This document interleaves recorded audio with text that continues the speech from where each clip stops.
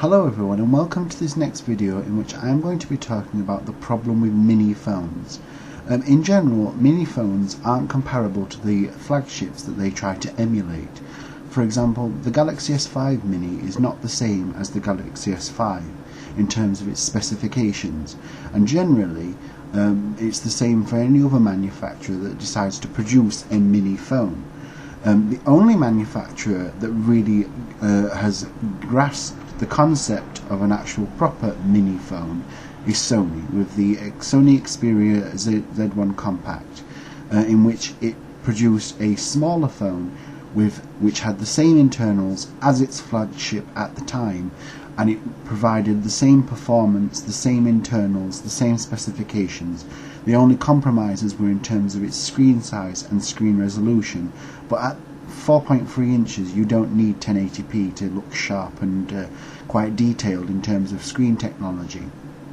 But generally, for example, HTC, LG, Samsung, any other manufacturer that decides to produce a mini phone doesn't generally give their mini phones the same sort of specifications as the flagship as they try to emulate, as I've said. So that's a serious problem.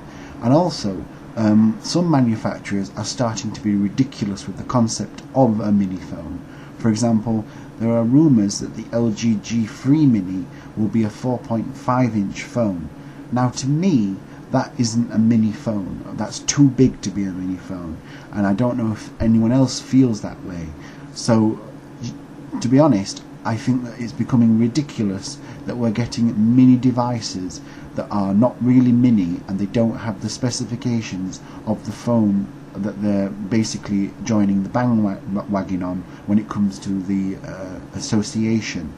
And I think that consumers are being misled when it comes to when they try to come to buy this phone, because they're thinking that they're going to get a phone that's quite good at performance and it will do what the flagship can, but at a smaller screen size, which is manageable to people with smaller hands.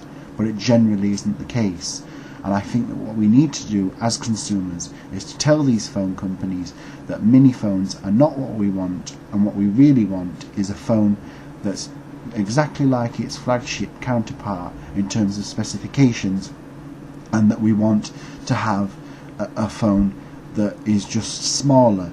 The only phone that really does this at the moment properly, as I said, is the Xperia Z1 Compact, but also in terms of iOS, the iPhone is the only phone that also offers a very premium, high-end flagship status phone at a smaller screen, smaller size.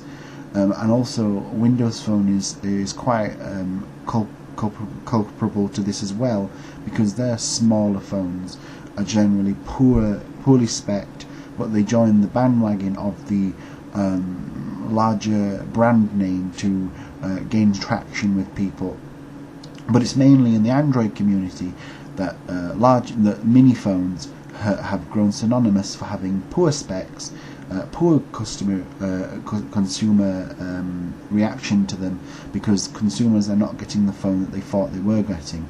And as I said, I think we as consumers need to turn around to the OEMs and tell them that we're not happy with receiving subpar products, and hopefully they'll start to realise that what people actually want is a very high-end phone, just at a smaller screen size, so that it's manageable for people with smaller hands, or people who just want a smaller phone that's still very powerful.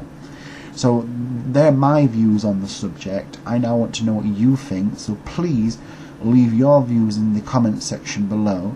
If you liked this video, please hit that like button and share it with people so that we can spread this message out there. And also, if you want to see more videos like this one, please also subscribe to my channel, and I will hopefully see you all in a future video. Thank you very much for watching, and goodbye.